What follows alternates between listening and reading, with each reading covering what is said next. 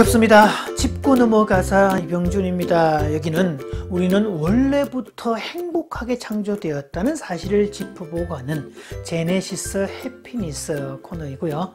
오늘은 34번째 하나됨의 행복 4번째 몸과 몸의 하나됨 즉 부부의 성에 관한 첫 번째 내용을 말씀드리겠습니다. 이 알프레드 킨제이에 의해서 1948년 1월 7일 상하권으로 발간된 킨제이 보고서는 이 발간된 이후에 엄청난 반향을 일으켰습니다. 그동안 터부시하고 외면하고 뒤로 빼놓았던 성이라는 주제를, 성이라는 담론을 표면화시켰다는 점에서 엄청난 반향을 일으킬 수밖에 없었습니다. 그래서 이 책의 발간 이후로 이 성에 대한 기록들이나 관심들은 정말 가히 놀라울 정도입니다. 이 책의 원래 제목은 남성의 성행위였다고 하는데요. 자, 왜 사람들은 성관계를 할까요? 지구상에 70억 넘는 인구가 섹스를 통해 하룻밤에 주고받는 체액의 양은 얼마나 많을까요? 이 뉴스에는 성 관련된 각종 사건, 사고가 연일 끊이지 않는데 그 이유는 뭘까요? 최근 들어서 미투 운동을 비롯해서 각종 성폭행이나 성추행 관련된 그런 사건들이 계속 드러나고 있는데 그런 이유는 또 뭘까요? 나라마다 성에 대한 문제가 계속 발생되고 시대마다 성에 대한 담론이 뜨거웠던 그런 이유는 무엇일까요?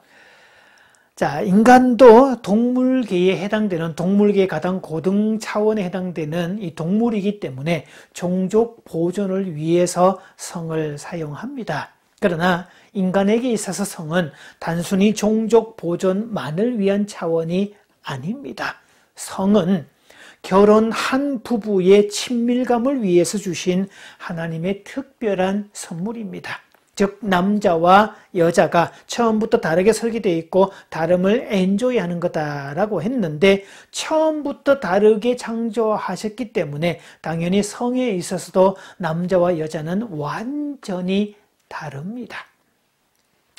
흔히 성격차로 이혼한다 라고들 표현을 하는데 성격차가 아니라 성격차 때문이다. 그것 때문에 이혼한다 이렇게 해석하는 가정사역자들도 많습니다. 즉 성적인 합일이 만들어지지 않아서 그것들이 겉으로 드러난 결과들이 성격 차이로 됐다는 이야기지 그 내용 부분에 성적인 부분에서 일치가 되고 화합이 되고 그 부분이 깊은 관계는 그런 사소한 문제는 다 넘어갈 수 있다라고 합니다.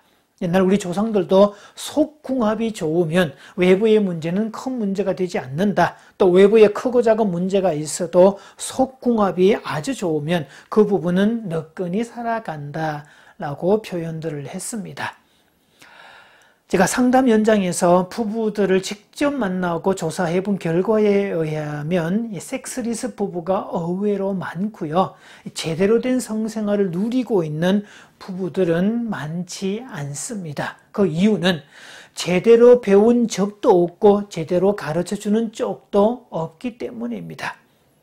저는 여행을 가거나 가끔 어떤 지인들 모임에서 이 스마트폰에 장착된 카메라 사용법을 알려줍니다. 강의 아닌 강의가 되는데요. 요즘 스마트폰에 장착된 이 카메라는 웬만한 DSLR의 기능을 다 가지고 있습니다.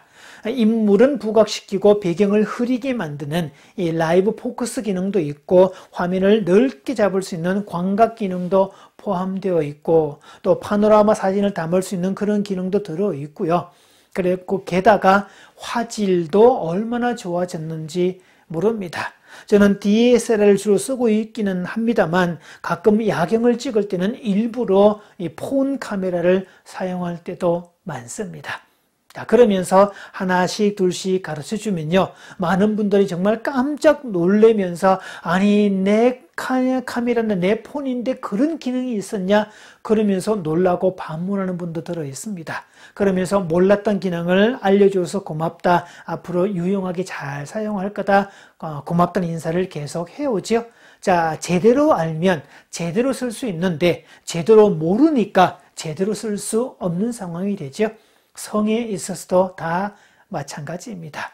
우리가 제대로 배우고 제대로 교육시켜주는 그런 통로를 통해서 제대로 알고 있다면 활용을 할 건데, 사실 우리가 성에 대한 지식을 알게 되는 통로는 제대로 된 통로가 아니라 다 사입이나 뒷골목의 뒷통로나 이상한 방식으로 전해져 왔다는 사실이죠.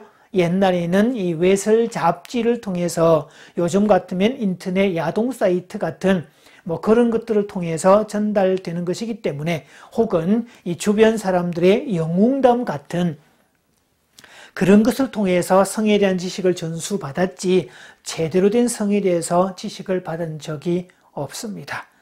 그래서 제대로 된 성교육을 하자 해서 이제 일선 학교에서 성교육을 시킨다고 하는데, 그 내용을 보면 어떨 때는 참 씁쓸하게 짝이 없습니다. 저희 아이들도 3명이 학교 다닐 때 학교에서 성교육을 한다 그래서 뭐를 가르쳤느냐 봤더니, 성은 선택하고 누릴 권리가 있다, 이런 쪽으로 맞춰져 있지 제대로 된 성에 대한 어떤 정보가 없었습니다. 이 관점은 다분히 쾌락주의적 성을 지칭합니다. 이게 과하면 탄트리즘이라고도 말을 하는데요. 성적 쾌감은 인간이 누릴 수 있는 가장 큰 쾌감이기 때문에, 가장 큰 쾌락의 정점이기 때문에 인간은 끊임없이 성적 쾌락을 추구하고 즐길 권리가 있다는 점을 강조합니다. 이 관점에서는 자유로운 성행위가 강조되고 개인의 성적 선택과 취향이 존중됩니다. 그래서 여기서는 이성애든 동성애든 큰 문제가 되지 않는다라고 말하는 게 이쪽 관점들이고요. 그런데 처음부터 남자와 여자를 다르게 만드셨다는 그 다양성의 원리에 입각하면 하나님의 관점과는 전혀 맞지 않습니다. 남자와 여자는 생물학적으로도 성적 특징도 완전히 다릅니다. 일단 외부의 모양부터 한번 보십시오. 남자의 성기는 돌출되어 있고 여자의 성기는 안쪽에 들어 있습니다. 성관계를 위한 준비 과정도 남녀 차이가 확연합니다. 남자는 짧고 즉흥적이고 시각과 후각 등의 자극을 통해서 혹은 상상만으로도 관계를 위한 준비를 합니다. 즉 그런 상상만으로도 발기가 가능하고요. 시간도 1, 2분이면 충분합니다. 그러나 여자는 이 청각과 촉각을 통한 분위기 조성이 필요하고요. 그렇게 사전에 이렇게 충분한 어떤 접촉, 전이 작업을 통해서 윤활 작용이 되는 질 분비액이 나올 때까지 많은 시간을 필요로 합니다. 즉 남자는 1, 2분이면 준비가 끝나는데 여자는 1, 20분 준비가 필요하다. 기본 10배 이상이 필요하다라고 봅니다. 그래서 본격적인 성관계 이전에 전희가 필요하다. 육체적인 전희와 정서적인 전희가 필요하다는데, 육체적 전희란 신체의 어떤 자극, 성감대를 자극해서 지속적으로 어떤 흥분 상태로 만들어가는 과정이고, 그때 여성은 질 분비액이 분비가 되어서 받아들일 준비를 한다는 것이죠. 정서적 전이란 친절하게, 따뜻하게, 부드럽게 정서적 교감을 하는 그런 분위기를 통해서 서로가 연결되어 있다는 점을 확인하는 그런 것들을 말합니다. 그래서 단순히 인간의 성은 육체적인 접촉만이 아니라 나중에는 이 정서적 친밀감까지 서로가 연결되었다는 합일의 느낌까지 갈 수 있어야 된다는, 즉 정서적 친밀감과 합일점이 육체적 관계에서도 같이 연결되어 있다는 것을 알 수 있습니다. 대체로 남자들은 많은 전희를 필요로 하지 않지만 여성은 많은 전희가 필요합니다. 이 정서적 전희가 없어도 관계를 맺을 수 있는 남자, 그리고 정서적 전희, 관계적 전희가 필요한 여자, 그러려면 남자가 오래 참고 기다려주고 배려해 주어야 됩니다. 그래서 이런 말이 있습니다. 남자는 섹스를 위해서 관계를 참아내고 여자는 관계를 위해서 섹스를 참아낸다 라는 표현이 있죠. 자, 출동 준비가 끝난 남자는 성관계 시 즉각적으로 쾌감을 얻을 수 있지만 준비가 안 된 여자는 불쾌감을 느낄 수 있습니다. 남자에게는 선호 자극이지라도 여자에게는 혐오 자극이 될 수 있다는 사실이죠. 더군다나 우리 사회의 성 관련된 지식들은 왜곡된 데다가 대체적으로 남성 중심입니다. 그래서 여성에겐 그다지 좋은 자극이 아닐 수도 있는데요. 그래서 많은 부부들을 상담하고 부부 세미나에서 부부 워크숍을 하다 보면 결혼하고 중년기가 되기까지 어떤 여자는 이 성적인 관계를 통해서 쾌감을 누려본 적이 전혀 없는, 도대체 이걸 왜 하는지 모르겠다는 여자분들이 생각보다 많습니다. 그래서 중년기가 되면 육체적으로 힘드니까 제발 이 집만 안 해도 살겠다라고 대놓고 거절하는 그런 여자분도 있고요. 그래서 어떤 여자분은 대놓고 거절하지 못하니까 쌩글쌩글 웃으면서 여보 가족끼리 이런 거 하는 거 아니대 이러면서 피하는 사람들도 있습니다. 흔히 이제 수박 겉핥기란 표현을 쓰는데 성관계는 똑같습니다. 수박 겉을 핥은 사람은 수박 맛을 알 리도 없고 수박을 봐도 그다지 감흥이 없을 겁니다. 그러나 수박의 진짜 맛을 아는 사람은 그 수박을 볼 때마다 반가워하고 그 맛을 기억하기 때문에 더 좋은 느낌이 되겠죠.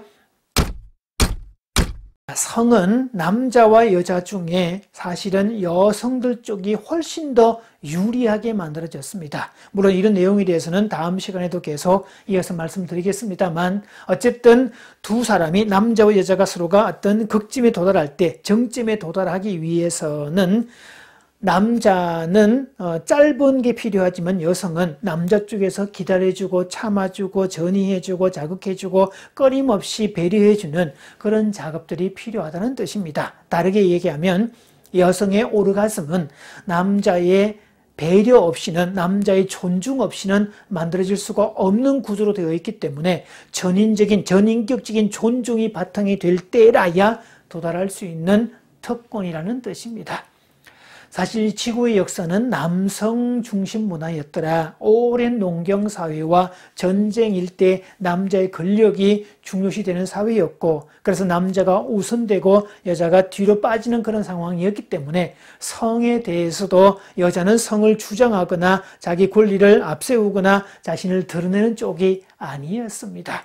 그러나 성은 제대로 알고 보면 남자들보다는 훨씬 더 여성들에게 유리하게 만들어져 있고 여성들이 훨씬 더 많은 혜택을 받게 설계되어 있습니다. 자, 그도 말씀드리지만 이런 내용에 대해서는 이후에 계속 살펴보도록 하겠습니다.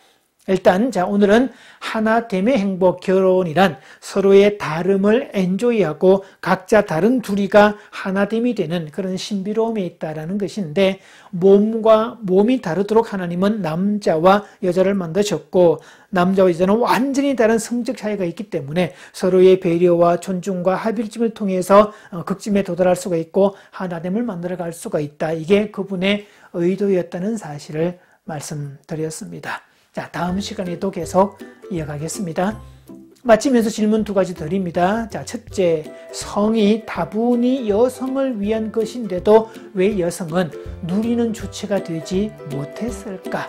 자, 두 번째, 다름을 엔조이하는 차원에서 남자와 여자가 필요하다면 나는 남자이고 여자인 것이 얼마나